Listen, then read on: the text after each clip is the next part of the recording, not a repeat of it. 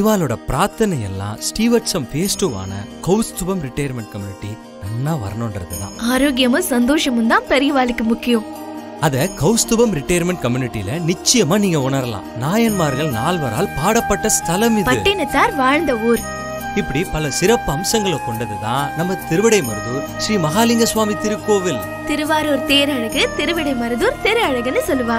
அந்த திருவிடைமருதூர் ஸ்ரீ மகாலிங்க சுவாமி திருக்கோவில் பக்கத்துல 800 மீட்டர்ல அமைஞ்சதுதான் நம்ம கௌஸ்துபம் ரிட்டையர்மெண்ட் ட்ரெடிஷனல் கம்யூனிட்டி.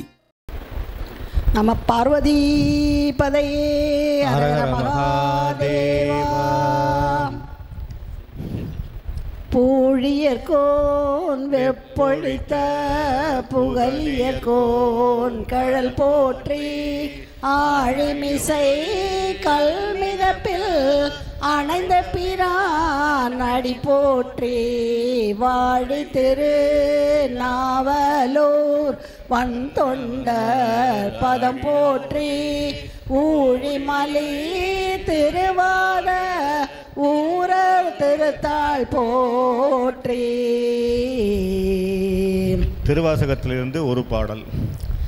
நரியை குதிரை பரியாக்கி ஞாலம் எல்லாம் நிகழ்வித்து பெரிய தென்னன் மதுரை எல்லாம் பிச்சது ஏற்றும் பெருந்துரையாய் அரிய பொருளே அவிநாசி அப்பா பாண்டி வெள்ளமே தெரிய அரிய பரஞ்சோதி செய்வது ஒன்றும் அறியேனே தெரிய அரிய பரஞ்சோதி செய்வது ஒன்றும் அறியேனே. சிற்றம்பலம். இன்னைக்கு யார் பேச போகிறது மாணிக்க வாசகருடைய காலத்தை பற்றி பேச போகிறார். நமக்கு எல்லோரும் தெரியும், ஏற்கனவே மாணிக்க வாசகருடைய கதை சார் ஏற்கனவே சொல்லிட்டாரு. ஆனால் கால நிர்ணயம் பண்ணுவதில் சிறிது சிக்கல் இருந்தது. கால நிர்ணயம் பண்ணவில்லை. 4 வரியில் ஒருவர் மாணிக்க வாசகர் என்று நமக்கு தெரியும். ஆனால் 63 ஏன் அவர் சேர்க்கப்படவில்லை? மாணிக்க வாசகருடைய காலம் தேவர் பாடி மூவருடைய முன்னாடியா அல்லது அந்த காலத்தின் பிற்பகுதியா என்று ஆராய்ச்சி நடந்து கொண்டிருந்தது. இன்று அதற்கு ஒரு விடை கிடைத்து விட்டது. திருக்கோவையார் மூலமாக நம்ம சீதாராமன் சார் மாணிக்க வாசகருடைய காலத்தை அறுதியிட்டு கூறுகிறார்.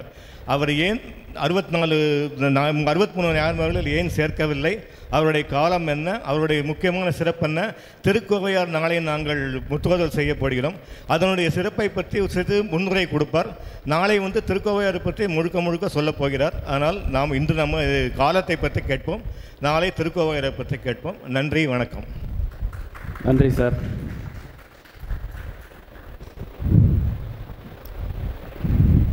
திருச்சிற்றம்பலம்.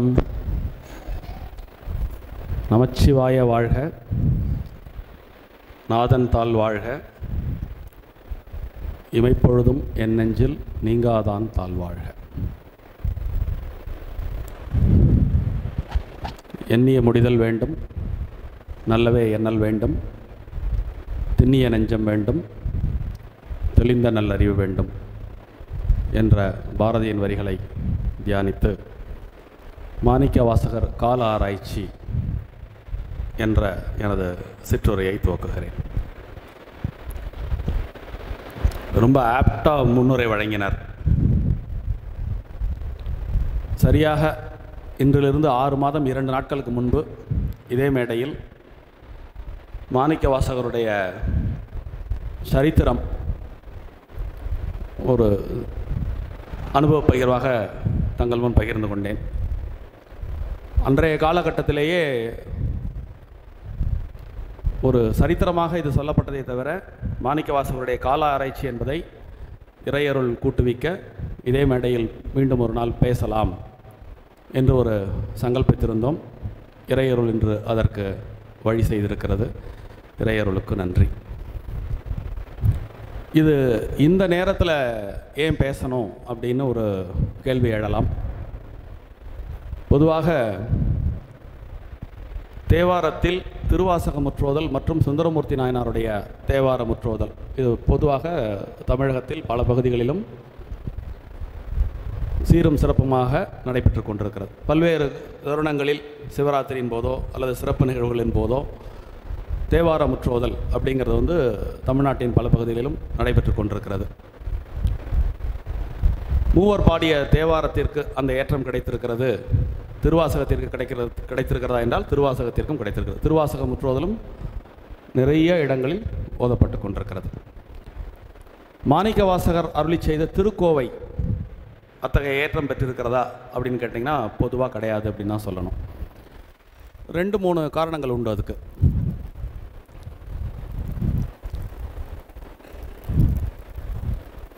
ஒன்று, சரியா இருக்கா, திருக்கோவை 400 பாடல்கள் கொண்ட பெரும் தொகுதி. அது மட்டுமே காரணமல்ல, திருவாசகம் ரொம்ப எளிமையான தேன்மதுர தமிழ். திருக்கோவை சற்று கடினமான இலக்கண தமிழ். இது மட்டும்தான் காரணமா என்றால் அதுவும் இல்லை. அது நம்ம நாளைக்கு திருக்கோவை பற்றி பேசும்பொழுது சரியான காரணம் கூற விழைகிறேன். ஒன்று மட்டும் துணிவு. மாணிக்க வாசகரால் திருவாசகமும் ஏற்றப்பட்டது, திருக்கோவையும் ஏற்றப்பட்டது. நாளை நமது ஸ்ரீவத்சத்தில் திருக்கோவை முற்றோதல் நிகழ்ச்சி முதலாக நடைபெற இருக்கிறது. இது ஒரு வரலாற்று சிறப்புமிக்க நிகழ்ச்சி என்றால் அது சற்று மிகையாகாது. ஏன்னா 400 பாடல்கள் கொண்ட தொகுதியை முற்றுமாக ஓதுதல் என்பது அவ்வளவு எளிமையான காரியம் அல்ல. ஸோ நமது திரு KM சேகர் அவர்கள் தலைமையில் அமைந்த குழு நாளை காலை ஆரம்பித்து நாளை மதியம் வரை அதை செய்ய இருக்கிறார்கள். இப்பொழுதே அட்வான்ஸ் வாழ்த்துக்கள். ஸோ இந்த திருக்கோவை முற்றோதலுக்கு முன்பு இந்த மாணிக்க வாசகருடைய கால ஆராய்ச்சியை பற்றி பேசினால் அது சற்று பொருத்தமாக இருக்கும் என்று அடியேன் கருதினேன். மாணிக்க வாசகருடைய கால ஆராய்ச்சி ஏன்? அவர் இங்கே முன்னுரையில் சொன்ன மாதிரி சுந்தரமூர்த்தி நாயனார் திருத்தொண்டர் தகை என்று 63 அடியவர்களை பாடி சிறப்பித்திருக்கிறார். அந்த 63 அடியவர்களில் மாணிக்க வாசகர் பெயர் இடம்பெறவில்லை. ஏன் இடம்பெறவில்லை? ரொம்ப ஒரு எளிமையான கேள்வி, ரொம்ப எளிமையான பதிலும் உண்டு. சுந்தரமூர்த்தி நாயனார் பாடிய பொழுது மாணிக்க வாசகர் இருந்திருக்க வாய்ப்பில்லை, எனவே அவர் பாடவில்லை என்று ஒரு எளிமையான பதிலால் கடந்து விடலாம். பிறகு ஏன் சர்ச்சை, பிறகு ஏன் கால ஆராய்ச்சி என்ற கேள்வி இயல்பாக எழும். இந்த தேவாரத்தை தொகுத்த நம்பியாண்டார் நம்பி 9ஆம் நூற்றாண்டைச் சேர்ந்தவர், 9-10ஆம் நூற்றாண்டைச் சேர்ந்தவர். அவர் தேவாரத்தை முதல் 3 திருமுறையாக சம்பந்தரோடதும், அடுத்த 3 திருமுறையாக அப்பர் பெருமானோடதும், 7ஆம் திருமுறையாக சுந்தரமூர்த்தி நாயனார் திருமுறையும், 8ஆம் திருமுறையாக மாணிக்க வாசகருடைய திருவாசகத்தையும் திருக்கோவையையும் தொகுத்திருக்கிறார். அவர் அப்படி வெறும் திருமறைகளை மட்டும் தொகுத்திருந்தால் சர்ச்சை வந்திருக்காது. அவரும் ஒரு திருத்தொண்டர் திருவந்தாதி அப்படின்னு ஒரு நூல் இயற்றுகிறார். அவரே தொகுத்த மாணிக்க வாசகரை இந்த நாயன்மார்கள் வரிசையில் அவர் ஏன் சேர்க்கவில்லை? இது ஒரு சர்ச்சை. சரி, இதோடையாவது முடிஞ்சதா அப்படின்னாக்கா அதுக்கப்புறம் 12ஆம் நூற்றாண்டில் வந்த சேக்கிழார் பெரிய புராணம் பாடுகிறார். சேக்கிழாரும் பெரிய புராணத்தில் இந்த 63 நாயன்மார்களை பற்றி பேசுகிறார். 64வது நாயனாராக மாணிக்க வாசகரை எடுத்துக்கொள்ளவில்லை. ஸோ பின்னால் வந்த ஆய்வாளர்கள் இதெல்லாம் கருத்தில் கொண்டு அப்போ மாணிக்க வாசகர் வாழ்ந்த காலம் மூவருக்கு முந்தையதா மூவருக்கு பிந்தையதா அப்படின்னு, இது ஒரு தேவையற்ற சர்ச்சை தான். இருந்தாலும் சைவத்தில் நீங்கள் உள்ளே நுழைஞ்சு நிறைய அதை அனுபவிக்க ஆரம்பிக்கும் பொழுது சுந்தரமூர்த்தி நாயனார் பாடிய திருத்தொண்டர் தகை சைவ நூல்களில் தலை சிறந்த நூலாக கருதப்பட்டு இன்றளவும் கருதப்பட்டு ஏற்றம் பெற்று போற்றப்படுகிறது. சேக்கிழார் பாடிய பெரிய புராணத்தில் புராண நாயகராகவே சுந்தரமூர்த்தி நாயனார் விளங்குகிறார். அப்போது எப்பொழுதுமே ஏற்றம் பெற்ற தேவார மூவர்களுக்கு மத்தியில் மாணிக்கவாசகர் சற்று கவனம் குறைக்கப்பட்டு கையாளப்பட்டாரா என்பது ஆய்வாளர்களின் நோக்கு. இது குறித்து பல்வேறு விதமான பெரும் பேராசிரியர்களும் மொழியியல் விற்பனர்களும் வரலாற்று ஆய்வாளர்களும் முயன்று மாணிக்கவாசகரின் காலத்தை கிபி முதல் நூற்றாண்டிலிருந்து கிபி 14ஆம் நூற்றாண்டு வரை பல்வேறு விதமான காலகட்டங்களை மாணிக்கவாசகருக்கு அருளி செய்திருக்கிறார்கள். அது பற்றிய ஒரு சிறு தொகுப்பாக நாம் இன்று சற்று சிந்திக்கலாம் என்பதன் வெளிப்பாடே இன்றைய உரை. இதை இரண்டு விதமான அணுகுமுறை கொண்டு அணுகலாம். மாணிக்கவாசகருடைய காலம் சர்ச்சையினுடைய மையப்புள்ளி என்ன? மூவருக்கு முந்தையவரா, மூவருக்கு பிந்தையவரா? இதுதான் சர்ச்சையினுடைய மையப்புள்ளி. மூவருக்கு முந்தையவரே என்று சில ஆய்வாளர்களின் கருத்தையும், மூவருக்கு பிந்தியவரே என்ற சில ஆய்வாளர்களின் கருத்தையும் சற்று சிந்தித்து இதில் எது பொருத்தமுடையது அப்படின்னு நாம் இன்னைக்கு கொஞ்சம் தெரிந்து கொள்ள முற்படுகிறோம். ஆய்ந்து தெளிந்த கருத்துக்களை பல்வேறு ஆய்வாளர்கள் கூறிய கருத்து தான். சீதாராமன் என்ற தனி மனிதனுடைய கருத்தல்ல. பொதுவாகவே வரலாற்று ஆய்வு என்பது அது ஒரு பெரிய நீண்ட நிறைய சமுத்திரம். அது அந்த சமுத்திரத்தை ஒவ்வொருத்தர் ஒவ்வொரு பகுதியிலிருந்து பார்த்து இதுதான் சரி இதுதான் சரி அப்படின்னு சொல்லுவாங்க. அதில் பார்வையாளராகிய நாம் நம்முடைய அறிவு கொண்டு, வள்ளுவர் சொன்னது மாதிரி எப்பொருள் எத்தன்மை தாயினும் அப்பொருள் மெய்ப்பொருள் காண்பதறிவு, எப்பொருள் யார் யார் வாய் கேட்பினும் அப்பொருள் மெய்ப்பொருள் காண்பதறிவு. இது எதற்கு பொருந்துமோ இல்லையோ வரலாற்று ஆய்வுக்கு கனகச்சிதமாக பொருந்தும் குறள்கள்.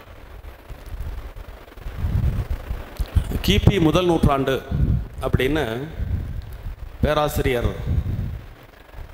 திருமலை கொழுந்து பிள்ளை அப்படின்னு ஒருத்தர் ஆய்வு செஞ்சு மாணிக்கவாசகருடைய காலம் கிபி முதல் நூற்றாண்டு என்று நிறுவியிருக்கிறார்.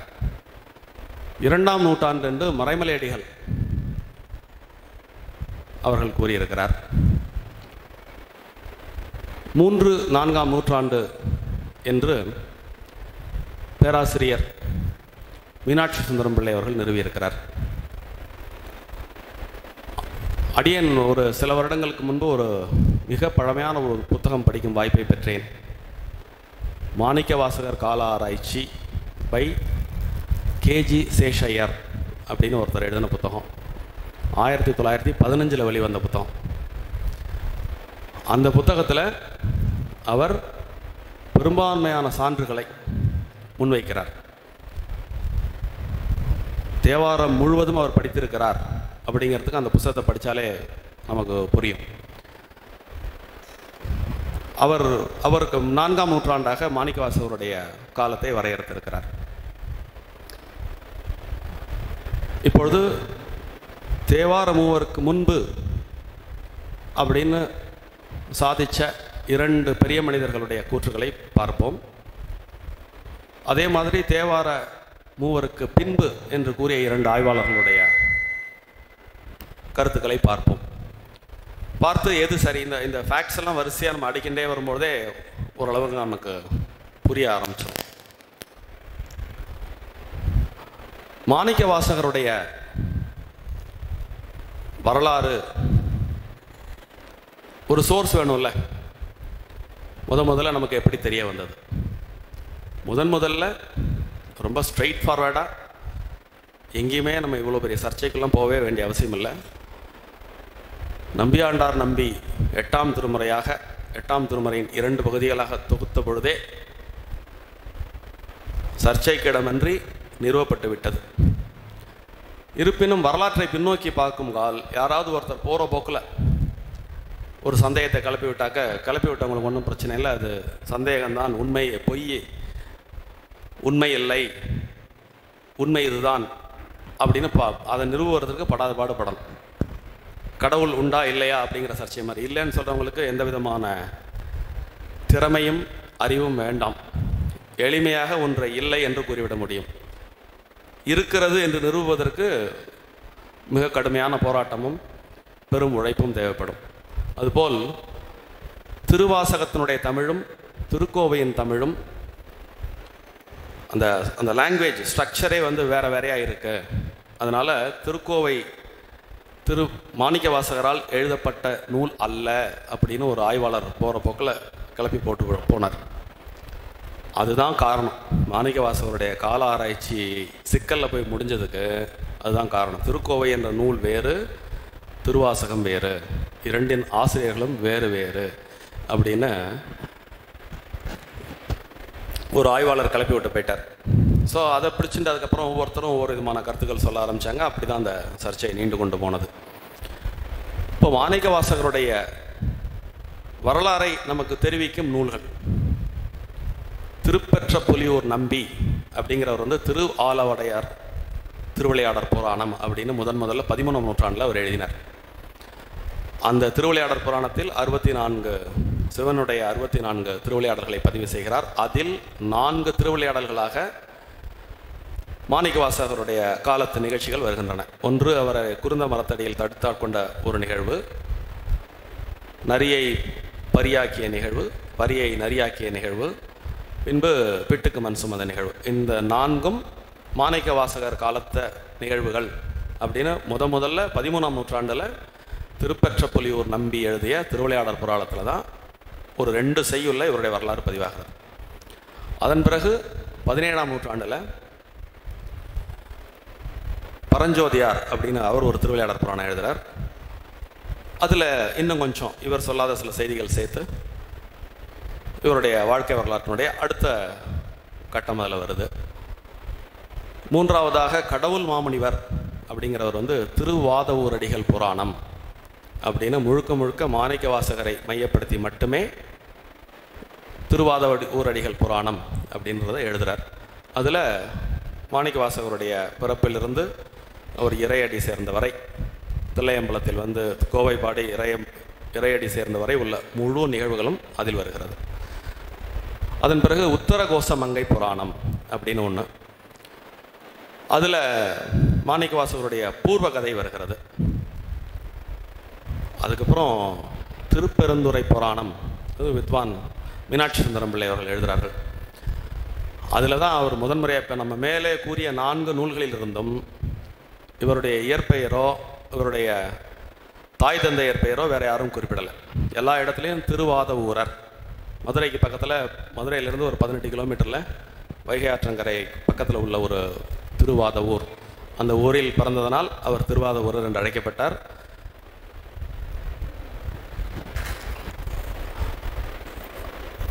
திருக்கோவை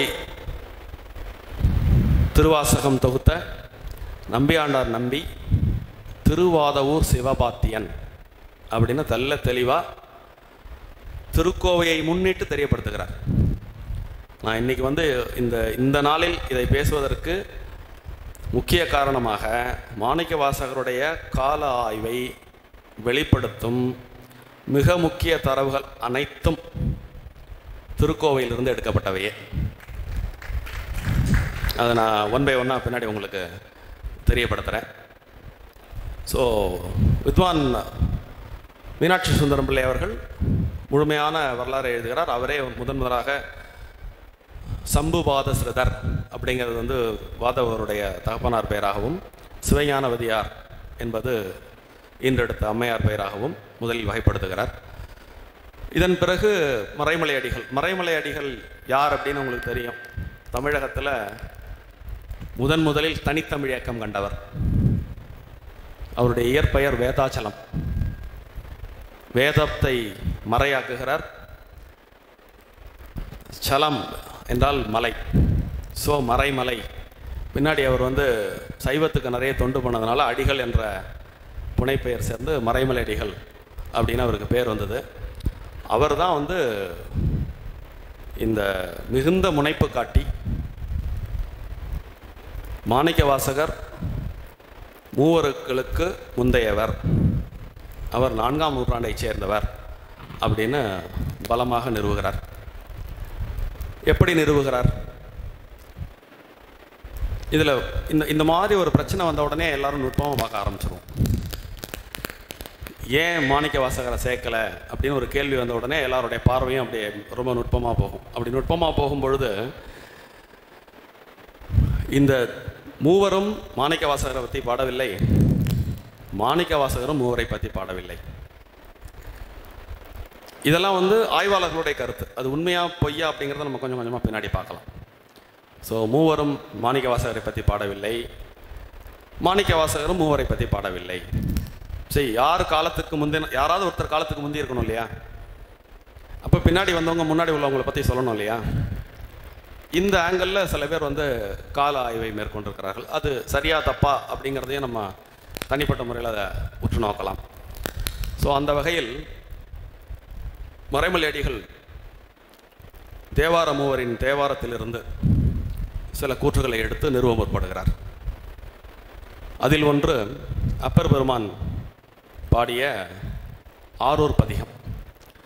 ஆரூர் பதிகத்தில் ஒரு வரி வரும், நரியை குதிரை செய்வான், நரகாரை தேவு செய்வான், விச்சின்றி நாறு செய்வான் அப்படின்னு ஒரு பதிகம் ஒன்று போகும். ஸோ இந்த பாடலில் நரியை பறி செய்வான் என்று அப்பர் பிரான் குறிப்பிட்டது மாணிக்க வாசகரின் வாழ்க்கை வரலாற்றையே. அப்போ அப்பர் பிரானுக்கு முந்தி இருந்திருந்தால் மட்டும்தானே இப்படி குறிப்பிட முடியும் அப்படின்னு அவர் ஒரு வாதத்தை முன்வைக்கிறார். இல்லை, தேவார மூவருக்கு பின்னர் தான் மாணிக்க வாசகர் அப்படின்னு சொல்லக்கூடியவங்க இதே தேவாரத்திற்கு வேற ஒரு பொருள் கொடுக்குறார்கள். என்ன பொருள் கொடுக்குறாங்க? நரியை பறி செய்வான். ஆன், அந்த செய்வான் அப்படிங்கிற அந்த வார்த்தையை நீங்கள் பகுபத உறுப்பிலக்கணம் கொண்டு பிரிச்சிங்கன்னா செய் plus you plus on. On என்பது எதிர்கால வினையெச்ச விகுதி. அப்போ நரியை பறி செய்தான் அப்படின்னு அவர் சொல்லியிருந்தார்னா இது சரி. நரியை பறி செய்வான் என்று எதிர்கால வினையெச்சம் கருதி சொன்னதுனால அதில் நரகரை தேர்வு செய்வான், விச்சின்றி நூறு செய்வான் அப்படின்னு எல்லாம் பின்னாடி வருது இல்லையா? அப்போது இறைவனுடைய பெருமைகளாக அவர் பாடியிருக்கிறாரே தவிர மாணிக்க வாசகரை அங்கே அவர் குறிப்பிடவில்லை. திருச்சிற்றம்பலோட, அதாவது ஆரூரான் எப்பேற்பட்டவன் அப்படிங்கிற அந்த அவருடைய குணங்களை தான் இந்த இடத்துல அவர் சொல்லியிருக்காரே தவிர இங்கு ஒரு குறிப்பிட்ட எந்த விதமான வாழ்க்கை நிகழ்வுகளையும் இவர் கூறவில்லை அப்படின்னு அதை பின்னாடி வரவங்க மறுக்கிறாங்க. கிட்டத்தட்ட இலக்கணப்படி பார்த்தீங்கன்னா இதை நாம் ஏற்றுக்கொள்ளலாம். இதன் பிறகு சுந்தரமூர்த்தி நாயனாருடைய திருத்தொண்டர் தகையில் பொய்யிலா புலவர் அடியார்க்கும் அடியேன் அப்படின்னு ஒரு வாசகம் வரும். இந்த பொய்யிலா புலவர்தம் அடியார்க்கும் அடியேன் அப்படின்னு சுந்தரமூர்த்தி நாயனார் குறிப்பிட்டது மாணிக்க வாசகரைத்தான் அப்படின்னு இந்த தேவார மூவருக்கு முன்பு அப்படின்னு சொல்லக்கூடியவங்களுடைய வாதமாக அது அமைகிறது. இதுவும் சரியில்லை. பொய்யிலா புலவர்தம் அடியார்க்கும் அடியேன்னு அவர் சொன்னது சுந்தரமூர்த்தி நாயனார் பாடின அந்த திருத்தொண்டர் தகையில் அவர் 2 விதமான அடியார்களை பற்றி பாடுகிறார். தனி அடியார் 63, தொகை அடியார். ஸோ இந்த பொய்யிலா புலவர்தம் அடியார்க்கும் அடியேன் என்பது தொகை அடியார் தான், தனி அடியார் அல்ல. இப்போ மாணிக்க வாசகர் தனிநபர். அப்போ இந்த பொய்யிலா புலவர்தம் அவருக்கு அடிமை அப்படின்னு அவர் சொன்னது இது மாணிக்க வாசகருக்கு பொருந்தாது அப்படின்னு சொல்லுவாங்க. கிட்டத்தட்ட அதுவும் உண்மை. எந்த விதத்தில் அது உண்மை அப்படின்னு கேட்டிங்கன்னா, பின்னாடி நம்ம தாராசுரம் கோயிலில் நீங்கள் போனீங்கன்னா பார்க்கலாம், 63 நாயன்மார்களுடைய சிற்பமும், அதாவது தனியடியார்கள் சிற்பம், தொகையடியார்கள் சிற்பம் எல்லாமே அங்கே வகுக்கப்பட்டிருக்கும். அதில் இந்த பொய்யிலா புலவர்தம் அடியார்க்கும் அடியேன் அப்படிங்கிற இடத்துல ஒரு தொண்டர் குழாத்தையே காமிச்சிருப்பாங்க. ஸோ அப்போ இவர்கள் சுட்டி காட்டக்கூடிய எல்லா விஷயங்களுமே அப்படியே ஃபேட் அவுட் ஆகுது. அதை தாண்டி மறைமலடிகள் இன்னொரு விஷயமாகவும் சொல்லுவார். அந்த தில்லை நெய்தர் பரப்பு இருந்த அதாவது பொதுவாகவே அந்த காலத்து புலவர்கள் கிட்டத்தில் இருக்கோ எட்டத்தில் இருக்கோ ஒரு விஷயத்தை மிகைப்படுத்தி பாடுதல் புலவருக்கு இயல்பு. ஸோ தில்லைக்கு அருகே கடல் இருந்ததாக மாணிக்க வாசகர் பாடியிருக்கிறார். தேவார மூவர் பாடும்பொழுது கடல் இருந்ததாக அவர்கள் பாடவில்லை. அப்போது ஒரு 200-300 வருடங்கள், தேவார மூவர் தோன்றுவதற்கு 300 வருடங்களுக்கு முன்பு தில்லைக்கு அருகில் கடல் இருந்திருக்கலாம். பின்னால் சற்று கடல் கொஞ்சம் தொலைவுக்கு போய் உப்பங்கலிகளாக மாறியிருக்கலாம் அப்படின்னு ஒரு வாதத்தை மறைமலடிகள் முன்வைப்பார். ஸோ இப்படி மிக கடுமையான வாதங்களை முன்வைத்து, இதில் என்ன பியூட்டினா, பின்னாடி வர இப்போ தேவார மூவருக்கு பின்தான் அப்படின்னு நிறுவக்கூடியவர்கள் சொல்லக்கூடிய சான்றுகளை எல்லாமே இந்த சேஷையரும் எடுத்தாண்டிருக்கிறார். எனக்கு அதான் ரொம்ப வியப்பாக இருந்தது. நான் அந்த நூலை முழுமையாக படித்தேன். நான் மிக நல்ல நூல், ஆக்சுவலாக மிக நல்ல முயற்சி, மிக நல்ல நூல். கிட்டத்தட்ட 100 வருஷத்துக்கு முந்தி 1915 வெளிவந்த நூல். அது ரொம்ப அருமையான ஒரு நூல். வாய்ப்பு இருந்தால் எல்லோரும் நீங்கள் வாங்கி படிங்க. இவ்வளோதையும் சொல்லிவிட்டு அவர் இன்னும் ஒரு மிக முக்கியமான தரவை முன்வைக்கிறார். மாணிக்கவாசகருடைய திருவாசகம், திருக்கோவை இரண்டிலும் எந்த இடத்திலும் விநாயகரை பற்றி குறிப்பில்லை. அப்போது உங்களுக்கு தெரியும், மகேந்திர பல்லவருடைய எழுச்சிக்கு பிறகு தான் முதல்ல பிள்ளையார்பட்டி குடைவரை அதில் விநாயகர் வைக்கப்பட்டார். அதுக்கப்புறம் விநாயகர் வழிபாடு அதற்கு பிறகு தலை தோங்கியது அப்படின்னு ஒரு கோட்பாடு உண்டு. அப்போது 6ஆம் நூற்றாண்டுக்கு முன்பு இவர் வாழ்ந்திருக்க வேண்டும். இவர் இத்தனை பாடல்கள், கிட்டத்தட்ட 1658 பாடல்கள் மொத்தம், இவர் ரெண்டும் சேர்த்து, திருவாசகம் திருக்கோவை ரெண்டும் சேர்த்து. இப்போ இந்த 1058 பாடல்களில் ஒரு பாடல்களை கூட இவர் விநாயகரை பற்றி சொல்லலை அப்படின்னா, அப்போ விநாயகர் பற்றின ஒரு பிரஜையே சமூகத்தில் இல்லாமல் இருந்திருக்க வேண்டும். அத்தகைய காலம் 5ஆம் நூற்றாண்டுக்கு முற்பட்டது அப்படின்னு நிறுவ முயற்சி பண்ணுறார். அதுவும் கொஞ்சம் டெக்னிக்கலாக நீங்கள் தமிழ் நூல்களெல்லாம் எடுத்து பார்த்தாக்க, கிபி 1 நூற்றாண்டிலிருந்து 3ஆம் நூற்றாண்டு வரை கானாபத்தியம் அப்படின்னு சொல்லிட்டு ஒரு தனி மதமாகவே தமிழகத்தில் விநாயகர் வழிபாடு இருந்ததற்கான சான்றுகள் உண்டு. அதனால் மறைமலை அடிகளார் மற்றும் வித்வான் மீனாட்சி சுந்தரம் பிள்ளை அவர்கள் எடுத்து வைக்கக்கூடிய வாதங்கள் எல்லாமே பின்னால் வந்த ஆய்வாளர்களால் எதிர்கொள்ளப்படுகிறது. எப்படி எதிர்கொள்ளப்படுகிறதுங்கிறத நம்ம இப்போ பின்னாடி பார்க்கலாம்.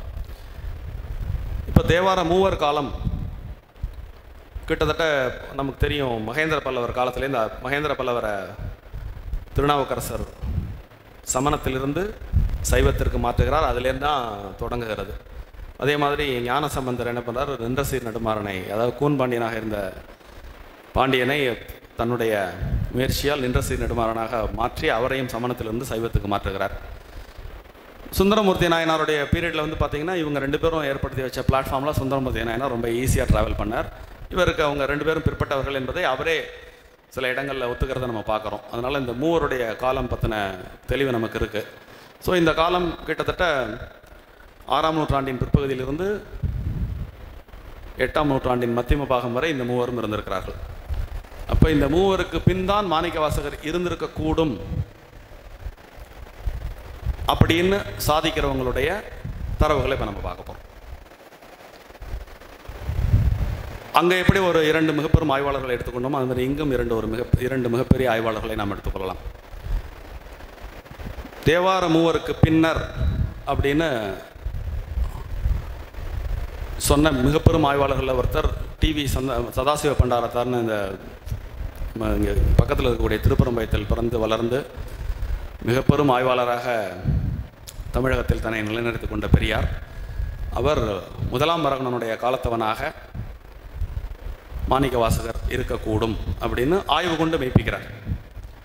பின்னாடி தஞ்சை ஸ்ரீனிவாச பிள்ளை அப்படின்னு ஒருத்தர், டாக்டர் ராசமாணிக்கனார், இவங்க 2 பேரும் 2ஆம் வரகுணனுடைய பீரியடாக இருக்கலாம் அப்படின்னு அவங்களும் சில காரண காரியங்கள் கொண்டு முயற்சி செய்து நிறுவ முயற்சி பண்ணுறாங்க. இதில் அவர்களுக்கு துணை நிற்பது 2 விஷயம். திருக்கோவை பற்றி நான் சொன்னேன் இல்லையா, திருக்கோவையில் திருவாசகத்தில் எந்த இடத்துலையும் வரகுணனை பற்றி மாணிக்கவாசகர் சொல்லவே இல்லை. திருக்கோவையில் பாடல் 306 வரகுணனை ப்ரெசன்ட் டென்ஸில் அழைக்கிறார். கோவை பாட்டு 306, 326 இந்த 2 பாடல்களில் வரகுணனை மாணிக்கவாசகர் விழிக்கிறார். வரகுணன் அப்படின்னு பெயர் சொல்லி குறிப்பிடுகிறார். 2வது பாட்டில் அவருடைய வீரத்தை குறிக்கிறார். இந்த 2 பாட்டும் நிகழ்காலத்தில் அமைந்த பாடல்களாக வருகிறது. இது பொருத்தி அந்த வரகுணன் வரலாற்றில் 2 வரகுண பாண்டியர்கள் உண்டு. 1ஆம் வரகுணன், 2ஆம் வரகுணன். 1ஆம் வரகுணனுடைய காலம் 8ஆம் நூற்றாண்டினுடைய முற்பகுதி. 2ஆம் வரகுணனுடைய பகுதி 9ஆம் நூற்றாண்டினுடைய முற்பகுதி பிற்பகுதி. 9ஆம் நூற்றாண்டுனா 800 to 900, 10ஆம் நூற்றாண்டுனா 900 to 1000. ஸோ அப்போ திருமங்கை ஆழ்வாரனுடைய ஒரு பாசுரம் இங்கே ரொம்ப ஹெல்ப் பண்ணுறது உங்களுக்கு. எப்படி ஹெல்ப் பண்ணுறதுன்னா, உங்களுக்கு தெரியும் மாணிக்க வாசகருக்கு முந்தி இருந்த மூவர் அப்படின்னே நம்ம ஒரு எக்ஸாம்பிளாக வச்சுப்போம். ஒருத்தர் பல்லவ மன்னர், ஒருத்தர் பாண்டிய மன்னர். நாவுக்கரசரால் மதம் மாற்றப்பட்டவர் பல்லவ மன்னர், சம்பந்தரால் மதம் மாற்றப்பட்டவர் பாண்டிய மன்னர். ஸோ அப்போ முழு தமிழகத்திலையும் சைவத்தை இவங்க 2 பேரும் எஸ்டாப்ளிஷ் பண்ணிட்டாங்க. பின்னாடி திருமங்கை ஆழ்வார் 8ஆம் நூற்றாண்டின் இறுதி பகுதியில் அவதரித்தவர். திருமங்கை ஆழ்வாருக்கும் 2ஆம் நந்திவர்மனுக்கும் மிக நெருங்கிய தொடர்பு உண்டு. 2ஆம் நந்திவர்மன் திருமங்கை ஆழ்வாரால் ஈர்க்கப்பட்டு சைவத்திலிருந்து வைணவத்திற்கு மாறினான் அப்படின்னு ஒரு ஸ்ட்ராங்கான நோட் உண்டு. அப்படி 2ஆம் நந்திவர்மன் காலத்தில் தில்லைப்பதியில் கோவிந்தராஜ பெருமாளை அவன் இருத்தினான் அப்படிங்கிற வரலாறு உண்டு. இப்போது தேவாரம் பாடின முதல் மூவர் யாருமே தில்லையை பாடாமல் யாருமே இல்லை, எல்லாருமே தில்லையை பாடினாங்க. எல்லாரும் தில்லையை பற்றி பாடினாலும் அங்கே கோவிந்தராஜ பெருமாள் இருந்ததை அப்பர், சுந்தரர், சம்பந்தர் இந்த 3 பேருமே சொல்லலை. இவர் மாணிக்க வாசகர் தன்னுடைய திருக்கோவையில், நான் இப்போ சொன்ன எல்லாமே திருக்கோவையில் வருது, 86வது பாசுரத்தில் ஒன்று சொல்கிறார். என்ன சொல்கிறார் அப்படின்னா, இங்கே தவங்கடக்கார் திருமால். எப்படி தவங்கடக்கார்னா, உன்னுடைய முழு உருவத்தையும் எனக்கு காட்டியருள் அப்படின்னு சொல்லி சிவபெருமான்கிட்ட கேட்குறாராம். அவர் முதல் ஒரு அடி எடுத்து காமிச்சாராம். மீதமுள்ள அடியெல்லாம் அவர் காமிக்க போகிறார் அப்படின்னு சொல்லிட்டு அங்கேயே தவங்கடக்காராம் அப்படின்னு சொல்லக்கூடிய கருத்து கொண்ட ஒரு பாடலை திருக்கோவையின் 86வது பாடல் தெரிவிக்கிறது. இப்போது இதுலேருந்து ஒரு விஷயம் புரியுறது. என்ன புரியுது அப்படின்னா, இந்த கோவிந்தராஜ பெருமாளை பற்றி மாணிக்க வாசகர் தான் சொல்கிறார். ஸோ இந்த மீதி உள்ள 3 பேரும் சொல்லலை. அப்போ நிச்சயமாக திருமங்கை ஆழ்வாருக்கு பின்னாடி தான் இவர் வந்திருக்கார், மாணிக்க வாசகர் வந்திருக்கிறார் அப்படிங்கிறது இந்த இடத்துல உறுதியாயிட்டது. இது ஒரு தெளிவான அறிவியல் ரீதியான ஒரு ஆய்வு. தேவார மூவரும் சொல்லலை, மாணிக்க வாசகர் சொல்கிறார். சரி, இது மட்டும் போருமா? நம்ம மாணிக்க வாசகருடைய வாழ்க்கை வரலாறு இங்கே பேசும்பொழுது அவருடைய அடியவர் ஒருவர் இலங்கைக்கு சென்று திருச்சிற்றம்பலம், செம்பொன்னம்பலம் அப்படின்னு சொல்லி ஒரு நிகழ்ச்சியை பார்த்து அவரை பேரில் ஈர்ப்பு கொண்டு அவரை கேட்டப்போ அவர் எனக்கு என்னுடைய குருநாதர் தமிழகத்தில் இருக்கிறார் அப்படின்னு சொல்லி அவரை நான் பார்க்குறேன்னு சொல்லிட்டு வாய் பேசாத ஊமை பொண்ணை அழைச்சிட்டு தில்லைக்கு வந்ததாகவும், தில்லையில் அந்த புத்தருடன் வாதிட்டு அந்த ஊமை பெண்ணை பேச வைத்ததாகவும் நம்முடைய மாணிக்க வாசகருடைய வரலாறு பேசும்பொழுது நம்ம பார்த்தோம். அப்படி அவர் கேள்வி பதிலாக இவர் கேள்வி கேட்க அந்த ஊமை பெண் பதில் சொல்ல அமைந்த அந்த பாடல்களே திருச்சாழல் அப்படின்னு நம்ம பார்த்தோம். அந்த நிகழ்ச்சி நடந்த பிறகு அந்த மன்னன் புத்த மதத்திலிருந்து சைவத்திற்கு மாறினான் அப்படின்னு இப்போ நம்ம இந்த புராணங்களில் இருந்து எல்லாத்தையும் பார்த்தோம். இது வெறும் புராணங்களில் மட்டும்தான் அந்த செய்தி இருக்கிறதா அப்படின்னு பார்த்தா, வரலாறுன்னு பார்க்கும்பொழுது தமிழகத்தில் நம்ம ஒரு ஆவணப்படுத்தி வச்சுருப்போம், சிங்களத்தில் அவங்க ஒரு ஆவணப்படுத்தி வச்சுருப்பாங்க.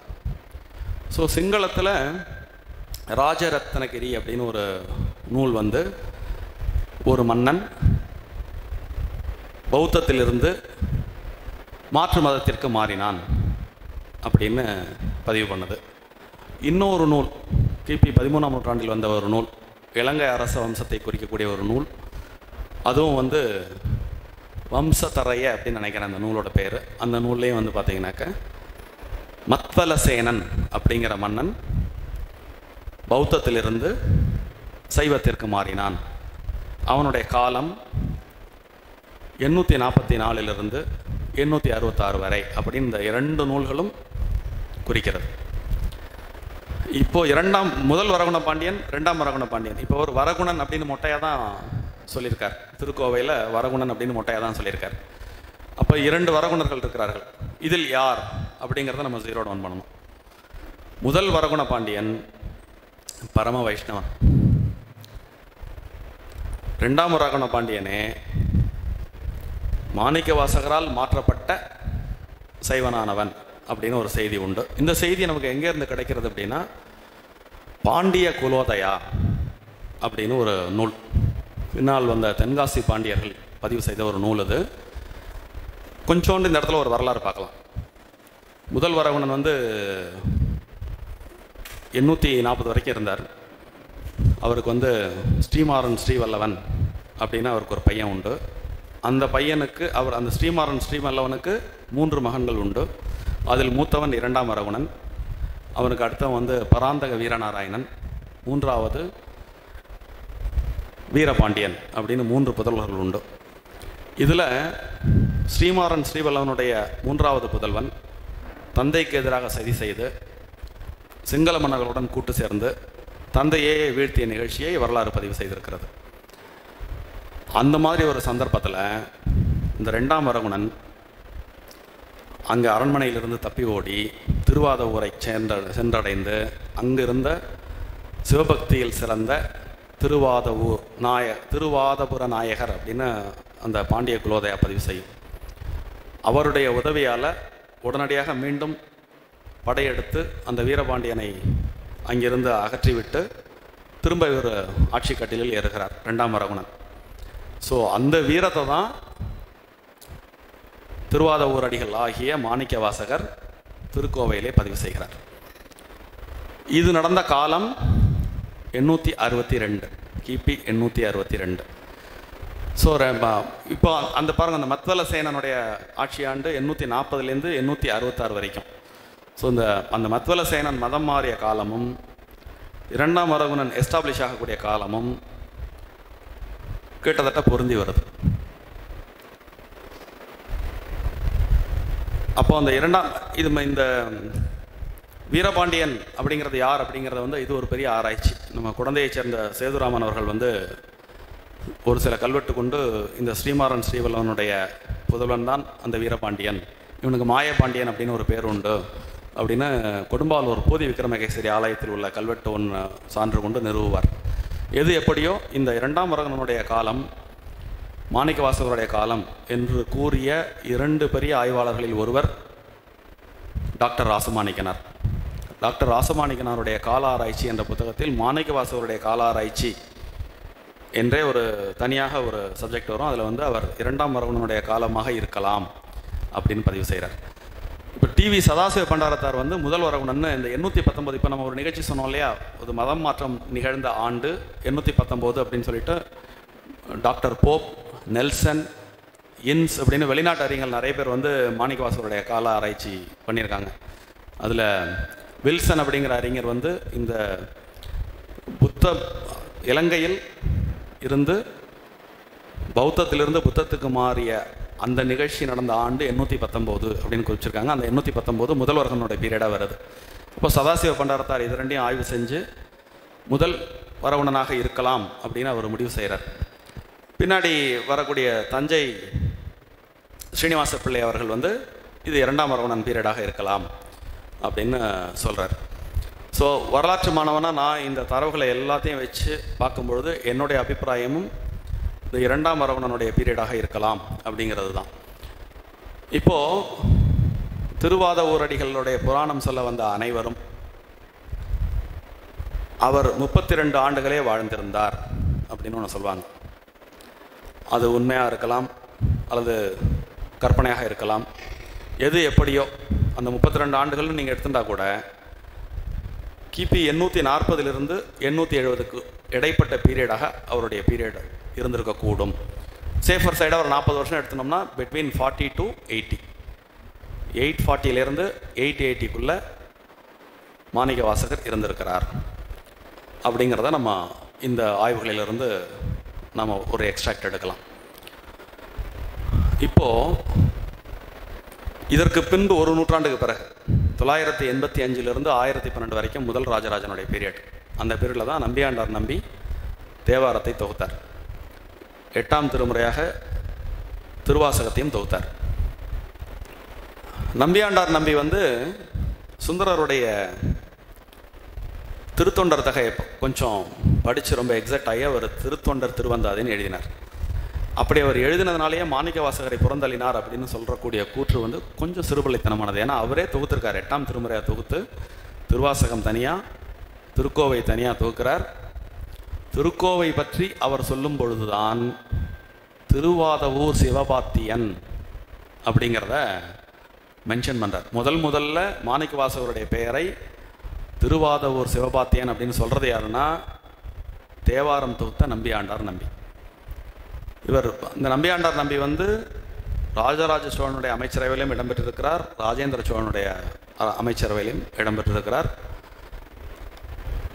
11 திருமுறைகளை அவர் தொகுத்திருக்கிறார். அந்த 8ஆம் திருமுறைக்கு பிறகு 9ஆம் திருமுறை, 10ஆம் திருமுறை திருமந்திரம், அதுக்கு பிறகு வந்து சில சோழ மன்னர்கள் இந்த மாதிரி தனித்தனியாக பாடின ஒரு 9 பேருடைய பாடல்களை தொகுத்து 11ஆம் திருமுறை தொகுக்கப்பட்டது. பின்னாடி 12ஆம் நூற்றாண்டில் தான் சேக்கிழார் வந்து பெரிய புராணம் எழுதுகிறார். இப்போது சேக்கிழார் ஏன் சொல்லலை? இது ஒரு பெரிய கேள்வியாக வரும். சரி, நம்பியாண்டார் நம்பி சொல்லலை, சேக்கிழார் ஏன் சொல்லலை? நம்பியாண்டார் நம்பி தொகுத்திருக்கார், மாணிக்க வாசகரை பற்றி சொல்லியிருக்கார். ஏதோ ஒரு காரணத்தினால இவர் வந்து இந்த அடியார்களோடு அவர் சேர்க்கலை. பின்னாடி வந்த சேக்கிழார் சொல்லியிருக்கலாம் இல்லையா? அப்போனா இந்த 9ஆம் 10ஆம் நூற்றாண்டுக்கும் 12ஆம் நூற்றாண்டுக்கும் இடையில் மாணிக்க வாசகர் மறக்கப்பட்டாரா அப்படின்னு ஒரு பெரிய கேள்வி முன்வைக்கலாம். அதற்கு வரலாற்றின் அடிப்படையில் சில சான்றுகளை நம்ம கொஞ்சம் யோசிக்கலாம். கிபி 57 2ஆம் ராஜேந்திரனுடைய ஆட்சி ஆண்டில் 1057 திருவம்பாவை பாடுவதற்கு நிவந்தமளிக்கும் கல்வெட்டு திருக்கோவிலூரில் இன்றைக்கும் நீங்கள் போனால் பார்க்கலாம். திருக்கோவிலூரில் அந்த கல்வெட்டு இருக்குது. அதன் பிறகு திருவொற்றியூரில்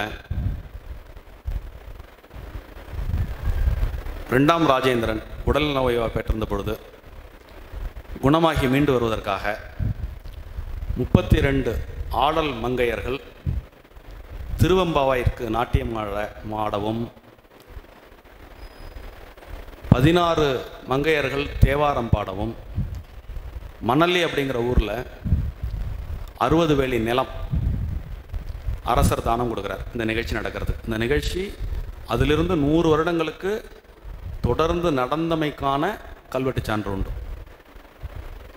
இதற்கு பிறகு விருத்தாச்சலம் பக்கத்தில் நல்லூர் அப்படின்னு ஒரு ஊர் இருக்குது. அந்த ஊரில் திருவம்பாயை பாடுவதற்கு மட்டுமே 4 கல்வெட்டுகள் கிடைக்கிறது. 4 கல்வெட்டும் வந்து சுவாமி புறப்பாடப்போ திருவம்பாவை நாட்டியம் அபிநயம் முதல் 10க்கு அபிநயம் பண்ணுவதற்கு இது நிபந்தம், 2ஆம் 10 பாடுறதுக்கு இது நிபந்தம் அப்படின்னு நிபந்தம் கொடுத்த கல்வெட்டு பதிவாகிறது. இது நடக்கிறதெல்லாம் 11ஆம் நூற்றாண்டு.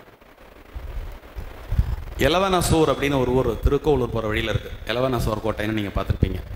அந்த எலவனசூர் கோட்டையில் விக்ரம சோழன் காலத்தில் நம்ம பார்த்தோம்லே திருச்சாழல், கேள்வி பதில். இந்த திருச்சாழல் கோவிலில் ஓதுவதற்கு நிபந்தம் அளிக்கப்பட்டிருக்கு. ஸோ மாணிக்க வாசகர் வந்து அந்த எப்பொழுது நம்பியாண்டார் நம்பி வந்து 8ஆம் திருமுறையாக மாணிக்க வாசகரை தொகுத்தாரோ அதிலிருந்தே மாணிக்க வாசகர் தமிழகத்தின் பல்வேறு பகுதிகளிலும் அரசர் பெருமக்களால், இதில் இன்னும் கவனிக்க வேண்டிய விஷயம், சேர சோழ பாண்டியர்கள் அப்படிங்கிற பிரிவெல்லாம் இல்லை. பக்தியை மக்கள் பார்க்குற விதம் வேறு, அரசியலை மக்கள் பார்க்குற விதம் வேறு. ஸோ இவர் பாண்டி நாட்டவர் தான். நான் கூட இந்த ஆய்வுக்கு முன்னாடி வந்து இவர் பாண்டி நாட்டிலிருந்து வந்ததனால் இவரை வந்து இங்கே உள்ளவங்க கொஞ்சம் புறந்தள்ளிட்டாங்களோ அப்படின்னு அடியேனே நினச்சது உண்டு. பின்னாடி விரிவான ஆய்வு செஞ்ச பிறகு தான் பார்த்தா அது முற்றிலும் அப்படிப்பட்ட எண்ணங்கள் எதுவுமே நடைமுறையில் இல்லை. பக்திக்கு உரிய இடம் எப்பொழுதுமே அரசியலாளர்களும் மக்களாலும் கொடுக்கப்பட்டிருக்கிறது அப்படிங்கிறது வந்து ஐயம் திரிபர தெளிவாக நிறுவப்பட்டிருக்கிறது. இப்போ நம்ம சொன்னது பூரா சோழ மன்னர்களுடைய கல்வெட்டு. இப்போ நம்ம சொன்ன கல்வெட்டுகள்லாம் திருவொற்றியூர், திருக்கோவிலூர், விருத்தாசலம் பக்கத்தில் உள்ள நல்லூர், எலவனசூர், இங்கெல்லாம். நமக்கு பக்கத்தில் 2ஆம் ராஜராஜன் பீரியடில் ரொம்ப முக்கியமான பாயிண்ட் இது. 2ஆம் ராஜராஜனுடைய அமைச்சராக சேக்கிழார் இருந்தார். 2ஆம் ராஜராஜனுடைய அமைச்சராக சேக்கிழார் இருக்கும் பொழுது தான் பெரிய புராணத்தை பாடினார். அப்படி 2ஆம் ராஜராஜனுடைய காலத்தில் 3 தெளிவான சான்றுகள் கல்வெட்டின் மூலமாக நமக்கு கிடைக்கிறது. ஒன்று வந்து நம்ம திருவலஞ்சுழியில் வந்து 2 பெண்மணிகள் திருவாத ஊராளி, திருநாவுக்கரசர், கண்ணப்பர், இந்த 3 பேருடைய படிமங்களையும் திருக்கோயிலுக்கு எடுத்துக்கொண்டு போய் கோயிலுக்கு நான் இன்றைக்கி கொடுத்துட்டேன்னு சொல்லிட்டு அர்க்கியம் விட்டு இங்கே இன்னிலிருந்து இந்த 3 படிமத்துக்கும் இங்கே பூஜை நடக்கணும், அந்த பூஜைக்குரிய செலவுகளை நாங்கள் ஏற்றுக்கொள்கிறோம் அப்படின்னு அதுக்கு கொடை கொடுத்த வரலாறு திருவலஞ்சுழி கல்வெட்டில் இருக்குது. திருவம்பாவை பாடுவதற்கு 2ஆம் ராஜராஜனே நமக்கு பக்கத்தில் வழுவூர் இருக்குல்லையே, மாயவரம் பக்கத்தில், மார்கழி மாதத்தில் திருவம்பாவை பாடுவதற்கு நேரடியாக அரசரே நிபந்தம் கொடுத்துருக்கார். அதே 2ஆம் ராஜராஜனுடைய காலத்தில் நமக்கு பக்கத்தில் இருக்கக்கூடிய மருதாநல்லூர் இருக்கு இல்லையா, இந்த மருதாநல்லூரில் திருவாத ஊராளி உடைய படிமம் கொடுத்து அந்த படிமத்தை வந்து டெய்லி வந்து அந்த கோவிலில் வச்சு அதுக்கு அபிஷேகம்லாம் பண்ணணும் அப்படின்னு சொல்லிட்டு ஒரு தனிநபர் அதற்கு நிலமும் பணமும் கொடையாக கொடுத்த செய்தி கல்வெட்டில் இருக்குது. இது எல்லாமே கல்வெட்டு செய்திகள். ஆக அப்போ மாணிக்க வாசகர் வந்து இந்த அளவுக்கு பெருமையாக எல்லாராலுமே போற்றப்பட்டு கொண்டிருக்க, நம்பியாண்டார் நம்பியே தெளிவாக 8ஆம் திருமுறையில் திருவாதவூர் சிவபாத்தியன் அப்படின்னு திருக்கோவில் சொல்லி இருக்க, எங்கே இருந்து இந்த குழப்பம் வந்தது, யார் இந்த குழப்பத்தை உண்டு பண்ணினா அப்படிங்கிறது புரியவே இல்லை. அது வந்து அதுதான் நம்ம கொஞ்சம் இந்த உரையினுடைய ஆரம்பத்தில் சொன்ன மாதிரி இல்லை அப்படிங்கிறத ஒரு போகிற போக்கில் அப்படி சொல்லிட்டு போயெல்லாம் இருக்குது அப்படிங்கிறத நிரூபிக்கிறதுக்கு வந்து மிக கடுமையான போராட்டம் பண்ணணும் அப்படிங்கிற ஒரு விஷயம் மாதிரி தான். கொஞ்சம் ஒரு விதத்தில் இது நல்லது. இப்படி பல்வேறு விதமான சர்ச்சைகள் இருக்கிறதுனால இதை கொஞ்சம் ஆய்வு செஞ்சு இன்னும் கொஞ்சம் மாணிக்க வாசகர் உள்ளே வந்து இறங்கினார். மாணிக்க வாசகர் அதற்கு பிறகு இன்னொரு மிக முக்கியமான செய்தியை நான் இந்த இடத்துல சொல்ல கடமைப்பட்டிருக்கேன். இந்த திருப்பெருந்துறை புராணம் அப்படின்னு வித்வான் மீனாட்சி சுந்தரம் பிள்ளை அவர்கள் எழுதினார் அப்படின்னு நம்ம சொன்னோம் இல்லையா. இப்போ எல்லாரும் சொல்லக்கூடிய திருப்பெருந்துறை வந்து ஆவுடையார் கோயில். இப்போ இந்த ஒட்டுமொத்த இந்த குட்டையை குழப்பினா மீன் பிடிக்கலான்னு கிராமத்தில் ரொம்ப ஒரு அழகான ஒரு பழமொழி சொல்லுவாங்க, எளிமையான ஒரு கலோக்கியல் லாங்குவேஜில். இது சம்பந்தமாக ஆய்வு செய்ய போக அடியனுக்கு மிகப்பெரிய வேறொரு விஷயம் கிடச்சிது. பொதுவாகவே நான் ஆவுடையார் கோயிலை நான் போயிருக்கேன். ஆவுடையார் கோயிலை ரொம்ப விரிவாக பார்த்துருக்கிறேன். ஒரு வரலாற்று மாயமானவனாக, கோயில் கட்டுமான கலை ஆய்வாளனாக எனக்கு அதில் பெரும் சந்தேகம் உண்டு. இது நிச்சயமாக 8ஆம் நூற்றாண்டு கோயில் அல்ல, பின்னாடி நாயக்கர்கள் காலத்தில் கட்டப்பட்ட கோவில் அது. ஸோ அது மாணிக்க வாசகர் காலத்து கோயிலாக நிச்சயமாக இருக்க முடியாது என்பது அடியனுடைய துணிப்பு. இந்த ஆய்வு செய்ய போகும் பொழுது மாணிக்க வாசகர் உண்மையிலேயே வந்து இருந்த குருந்த மரத்தடி எது அப்படின்னு ஒரு புது கிளைக்கேள்வி எழுந்தது. அந்த கிளைக்கேள்வியை ஆய்வு செய்ய போக அங்கங்கே வரலாறு ரொம்ப ரொம்ப ஒரு அற்புதமான சுரங்கம். தோண்ட தோண்ட அது தங்கம், வைரம், வெள்ளி அப்படின்னு நம்மளுடைய உழைப்புக்கு தகுந்த மாதிரி அது தகவல்களை நம்மிடம் பகிர்ந்து கொள்ளும். அப்படி தோண்டும் பொழுது திருவீழி மழலை கூற்றத்து திருப்பந்துறை அப்படின்னு வந்தது. திருவீழி மழலத்து மழலை கூற்றத்து திருப்பந்துறை. திருவீழி மழலை கூற்றம், இப்போ நம்ம ஒரு தாலுகான்னு சொல்லுவோம் இல்லையா, அந்த காலத்தில் இதை கூற்றம்னு சொல்லுவோம். இப்போ தாலுகாவுக்கு உட்பட்ட பல கிராமங்கள் இருக்கிற மாதிரி ஒரு கூற்றத்துக்கு உட்பட்ட பல நாடுகள் உண்டு.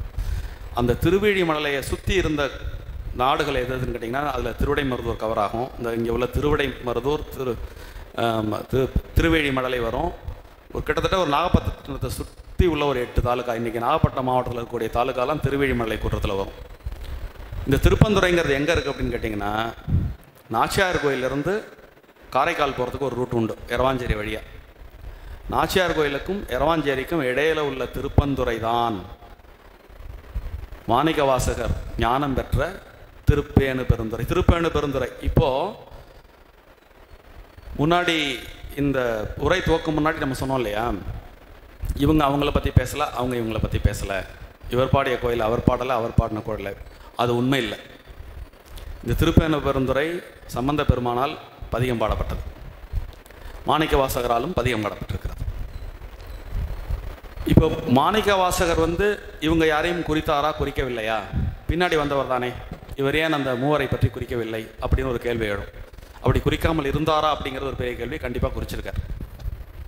அவருடைய திருவாசக அந்த முதல் பகுதி திருவாசகத்தில் பண்கொண்டருளிய பாடலால் பரிசுகள் பெற்ற அப்படின்னு ஒரு பாட்டில் ஒரு வாசகம் வரும். இந்த 3 பேரில் யார் அப்படின்னு கேட்டிங்கன்னா, உங்களுக்கு தெரியும், திருக்கோலக்கால சம்பந்த பெருமான் இறைவனை பாடி பொற்றாளம் பரிசாகவும் சிவிகையும் பெற்றுக்கொண்டார். பணிவார் பிணி தீர்த்து அப்படின்னு ஒரு பாசுரத்தில் சொல்லுவார். சமண சமயத்தில் சமணத்திலிருந்து அடிபட்டு சைவத்துக்கு சரண்டர் ஆகிறார் இல்லையா நாவுக்கரசர். பணிவார் பிணி தீர்த்து, சூளை நோய் கொண்டு இறைவனால் தடுத்தாட்கொள்ளப்பட்டு அந்த நோயிலிருந்து நீங்குகிறார். இதை குறிக்கும் விதமாக பணிவார் பிணி தீர்த்து அப்படின்னு ஒரு பாசுரத்தில் மாணிக்கவாசகர் குறிப்பிடுவார். 3ஆவதாக எதிர்த்து நின்று ஆட்கொண்டருளி அப்படின்னு இன்னொரு பாசுரத்தில் வரும். மெனக்கிட்டு இவரே போய் சுந்தரமூர்த்தி நாயனார் ஆட்கொண்டார் இல்லையா, அப்போது பின்னாடி வந்த திருவாசகத்தில் இந்த 3 பற்றியும் மாணிக்கவாசகர் குறிப்பிட்டிருக்கிறார் அப்படிங்கிறதே உண்மை. இப்போது நீங்கள் இப்போ நான் முன்வைத்த தரவுகளை வச்சுக்கிட்டு நீங்கள் ரொம்ப எளிமையாக நீங்கள் மாணிக்கவாசகருடைய காலத்தை ஒரு அவதானித்திருக்கலாம். கிட்டத்தட்ட இந்த வரலாற்று தரவுகள் கொண்டும் கல்வெட்டு ஆதாரங்களின் கொண்டும் இலங்கையினுடைய ஆவணங்கள் கொண்டும் திருவாசகத்தை கொண்டும் திருக்கோவையில் 86, 306, 326 இந்த 3 பாடல்களை கொண்டும் நம்பியாண்டார் நம்பி அவர்கள் கூறிய திருக்கோவை பற்றி குறிப்பிடும் அந்த காலையில் திருவாதவூர் சிவபாத்தியன் என்ற சொல் கொண்டும் அடியேன் மாணிக்கவாசகருடைய காலம் 840 880 இருக்கலாம் என்று கூறி இச்சிற்றுரையை பூர்த்தி செய்கிறேன். நன்றி, வணக்கம்.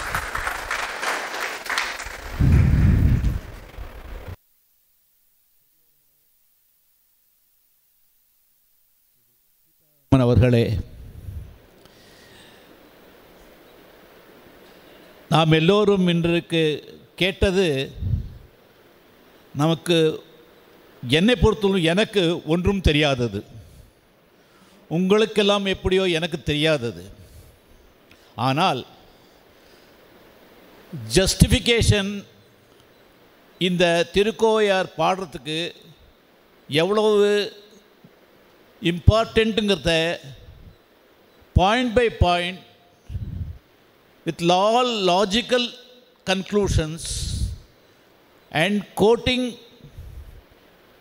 periods of various people in our country, also in Ceylon or Sri Lanka, and also இப்போ கன்கரண்ட்டாக நம்மளோட இருக்கிற சில பெரிய who have thrashed these points, he brought out the impeccable conclusion that this should be Manikavacha's period, and this alone can be. That was a very good way of analyzing. I am sure whether he had studied logic or not, but his logistics were wonderful. I am totally impressed on this issue because அவர் ஒரு challenge எடுத்துன்னு இருக்கார். அதாவது நாங்கள் எல்லாரும் இந்த திருக்கோயை பாட வேண்டும் என்றால் இதற்கு காரணம் என்ன என்று எல்லோருக்கும் சொல்ல வேண்டும், அதற்காகத்தான் இன்று நாம் இங்கு கூடியிருக்கிறோம் என்பதை வெகு அழகாக பாயிண்ட் பை பாயிண்ட் நமக்கு தெரிவித்திருக்கார். இப்பேற்பட்ட ஒரு கருத்துள்ள ஸ்பீச்சை நாம் மிக மிக கைத்தட்டி வரவேற்க வேண்டும். தேங்க்யூ மிஸ்டர் சீதாராமன் ஃபார் நிஜமாகவே நம்மை நன்றாக என்லைட்டன் செய்திருக்கிறார். இந்த என்லைட்டன்மெண்ட்டு நமக்கு பர்டிகுலர்லி எங்கள் குழுவிற்கு நல்ல சக்தியை கொடுத்திருக்கிறது. இதை தெய்வ கிருபையால் நாளைக்கு பாட முயற்சிக்கிறோம். வந்தோம். இன்னும் ஒரு முக்கியமான பாயிண்ட்டை விட்டு போச்சு, ரொம்ப வேலிடான ஒரு பாயிண்ட். உங்களுக்கெல்லாம் தெரியும், ஆதிசங்கரருடைய காலம் ஞானசம்பந்தருக்கு பிற்பட்டது அப்படிங்கிறது தெரியும். ஒருத்தனுடைய சௌந்தரிய லகரியில் 75வது ஸ்லோகத்தில் ஞானசம்பந்தர் முளைப்பால் உண்டதை குறித்திருக்கிறார் அப்படின்னு. அவர் தோற்றுவித்த மதம் அத்வைத்தம், தத்துவம். மதம்ங்கிறத விட தத்துவம்னு சொல்லலாம். தேவாரம் பாடிய மூவரும் ஆதிசங்கரருடைய தாக்கத்தை எந்த இடத்துலையுமே சொல்லலை. மாணிக்க வாசகர் ஒரு அழகான குறியீடு மூலியமாக அதை பின்னாடி சொல்கிறார். மாயவாதம், அதாவது இந்த ஏகான்ம மாயவாதம் அப்படின்னு ஒரு வார்த்தையை குறிப்பிடுவார். ஏகான்மன்னா உங்களுக்கு தெரியும், அகம் பிரம்மாஸ்மி அப்படின்னு தத்துவமசி, இறைவன் ஒருவனே அப்படிங்கிற, நீயும் அதுவும் ஒன்றுதான் அப்படிங்கிற தத்துவம் தான் ஆதிசங்கரர் எடுத்தாண்ட தத்துவம். இது சண்டமாருதம் போல் தமிழகத்தை சுழற்றி அடித்தது அப்படின்னு மாணிக்க வாசகர் சொல்லியிருக்கார். இந்த காரணங்கள் கருதி மாணிக்க வாசகர் ஆதிசங்கரருக்கும் பிற்பட்டவர், சம்பந்தர் ஆதிசங்கரருக்கு முற்பட்டவர். அப்போது மூவருக்கு பிற்பட்டவரே அப்படின்னு பல்வேறு விஷயங்கள் கொண்டு நாம் நிறுவலாம். நன்றி.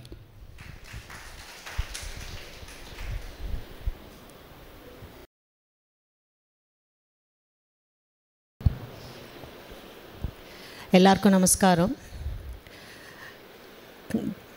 காண மயிலாட கண்டிருந்த வான்கோழி தானும் அதுவாக பாவித்து தன் பொல்லா சிறகை விரித்தாடுகுமே கல்லாதான் கற்ற கவி. இவ்வளோ அழகாக மைக்கை பிடிச்சி அவர் சொன்னதுக்கப்புறம் என்னை இதில் பேசுன்னு என் கையில் மைக்கை கொடுத்தா, ஒரு மயிலை பார்த்து ஒரு வான்கோழி தன் ரெக்கையை விரித்து ஆடுமா, அவ்வளோ அசிங்கமாக இருக்கும் அது. அந்த மாதிரி எனக்கு இப்போ கை காலெலாம் ரொம்ப நடுங்கிறது. I am totally awestruck and I am totally at loss for words. எனக்கு இன்றைக்கி இவரோட ஸ்பீச் கேட்டதுக்கப்புறம் என்ன தோணித்துன்னா, it's like a court room and I can imagine that he being a lawyer with a law gown and arguing to the opponents that this is the fact about Manika Vachakar. The date, see, because only a lawyer can do this. Step by step அழகாக அவரோட evidences கொடுக்குறார். From historical facts, அப்புறம் மீனாட்சி சுந்தரம் பிள்ளை, நம்பியாண்டார் நம்பி, அதை தவிர தமிழில் செய்வான் செய்தான் அந்த வேர்ட்ஸை வச்சு, இது ஒரு சாதாரண மனுஷரோட எஃபர்ட்டே இருக்க முடியாது. Because in my what to say, in my imagination it could be, I could say that he should be an incarnation of some genius who had lived years before in his last birth. Because absolutely நீங்கள் எல்லாம் இத்தனை நாள் கேட்டுருக்கேன், especially today, it is something really amazing. ஏன்னா இது ஒரு 1 ஹவருக்கு prepare பண்ணி பேசின மாதிரியே எனக்கு தெரியல. பிகாஸ் இவ்வளோ எவிடன்ஸு, இவ்வளோ நாலேஜு, இவ்வளோ டெப்த்து இது ஒரு 2 நாளில் ப்ரிப்பேர் பண்ணியிருந்தா வந்திருக்க முடியாது, யாருக்குமே முடியாது. அண்ட் த ஃப்ளோ, அந்த மைண்டில் இட் கம்ஸ் எகைன் அண்ட் அப்படியே ஒரு என்ன சொல்கிறது, ஒரு கேஸ்கேட் மாதிரி இட் இஸ் ஃபாலோயிங். இதெல்லாம் something very amazing, beyond human effort, I should say that. So it's not an exaggeration. I think you all will agree with me totally. And thank you for this wonderful opportunity sir. Because இது ஏதோ ஒரு திருப்பி சொல்கிறேன், ஒரு சாமி உள்ளே பூந்துண்டு பேசுகிற மாதிரி இருக்குது எனக்கு.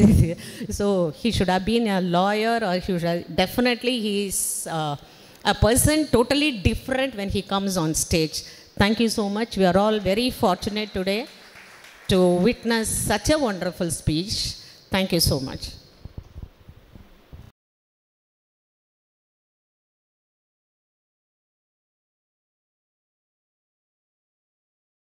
அப்பா அம்மாவுக்கு நல்ல ரிட்டையர்மெண்ட் கம்யூனிட்டி தேடிட்டு இருந்தோம்.